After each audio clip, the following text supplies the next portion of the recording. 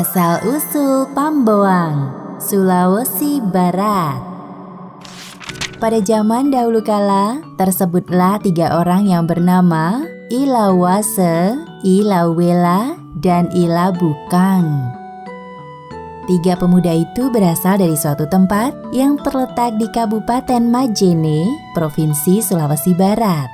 3 pemuda inilah yang di kemudian hari akan mengilhami sebuah cerita rakyat yang berjudul Asal-usul Pamboang. Dahulu kala ada sebuah kampung yang terletak di dekat sebuah pantai. Tidak jauh dari kampung tersebut terdapat pegunungan dengan hutan nan lebat. Suatu hari, 3 pemuda dari kampung tersebut duduk bersama untuk membicarakan sebuah rencana. Sepertinya kita butuh memperluas kampung ini. Bagaimana pendapat kalian? Aku setuju, asal perluasan kampung ini demi kesejahteraan bersama, maka aku siap bekerja keras. Aku setuju, tentu saja kerja keras kita ditujukan untuk kesejahteraan seluruh warga kampung. Kita harus membuat rencana tata perencanaan kampung agar usaha perluasan kampung bisa tepat sasaran. Perencanaan harus matang agar tidak menjadi bumerang. Jangan sampai usaha perluasan kampung ini menggusur warga miskin dan menggusur hak-hak warga. Tepat sekali, agar usaha kita berjalan baik, maka kita perlu melakukan penelitian di seluruh wilayah kampung ini. Lahan-lahan mana saja yang perlu kita buka atau diperbaiki. Ilawase berjalan menyusuri hutan. Dia melihat hutan yang lebat dan masih alami.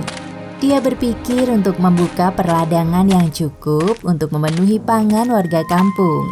Ilawela pergi ke pantai melihat-lihat keadaan pantai yang luas dan bersih.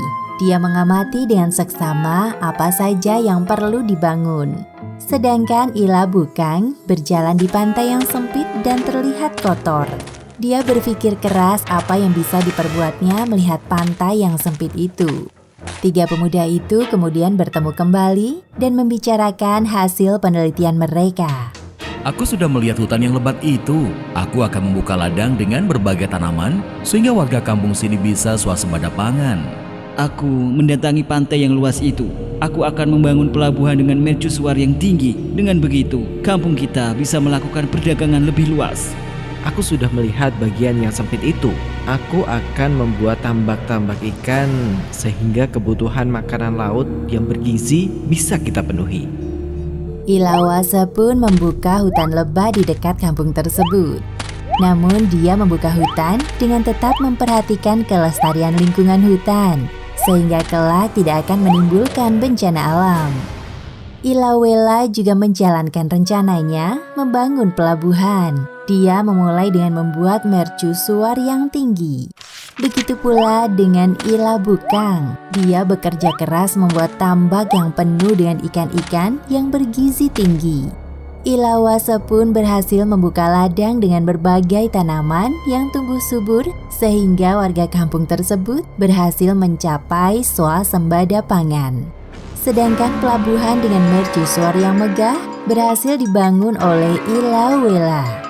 Perdagangan pun semakin berkembang luas dengan banyaknya kapal-kapal besar yang merapat.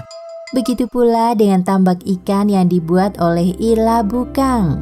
Ikan-ikan tersebut melimpah ruah sehingga lebih dari cukup memenuhi kebutuhan lauk pauk warga kampung. Demikianlah usaha pantang menyerah dengan ketulusan demi kepentingan bersama berhasil membuat kampung tersebut menjadi sejahtera.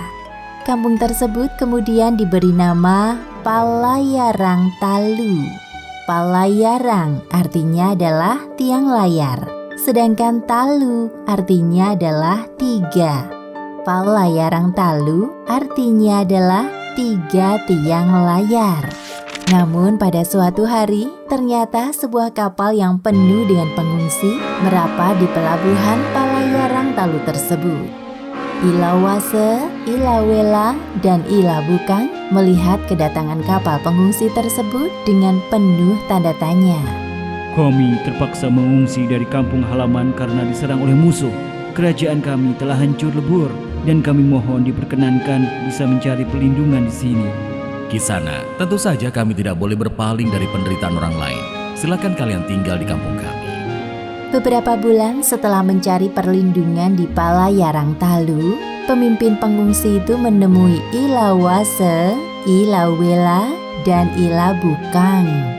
Aku bermaksud mengajak kalian bergabung dengan aliansi pertahanan kerajaan Mandar. Dengan begitu, kita akan memiliki kekuatan yang semakin besar untuk menghadapi musuh. Ilawase, Ilawela, Ilabukang tidak langsung memberi jawaban. Mereka bertiga melakukan pembicaraan terlebih dahulu. Setelah berbicara beberapa lama, mereka bertiga memutuskan tidak akan menerima tawaran masuk ke dalam aliansi pertahanan kerajaan Mandar. Setelah mengambil keputusan, Ilawase, Ilawela, Ilabukang menyampaikannya kepada kepala pengungsi. Bagaimana jika kami memberikan tambo untuk Palayarang Talu?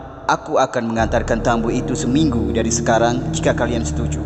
Ilawase, Ilawela, dan Ilabukang kemudian berbicara lagi untuk membahas tawaran tambo dari kepala pengungsi. Akhirnya mereka sepakat menerima tawaran tambo tersebut dengan harapan bisa menambah kemakmuran warga kampung Palayarang Talu. Setelah kesepakatan itu tercapai, maka kepala pengungsi itu pergi ke Mandar untuk menyampaikan masuknya Palayarang Talu ke dalam aliansi pertahanan. Hari berganti minggu, minggu berganti bulan, hingga berganti tahun. Tetapi tambo yang dijanjikan oleh kepala pengungsi itu tidak kunjung diberikan. Hal itu kemudian menjadi pembicaraan warga kampung Palayarang Talu. Lama-kelamaan, kampung Palayarang Talu disebut dengan istilah Tamboang dan kemudian menjadi Pamboang. Pamboang sampai sekarang masih dikenal dan menjadi nama sebuah kecamatan di Kabupaten Majene, Provinsi Sulawesi Barat.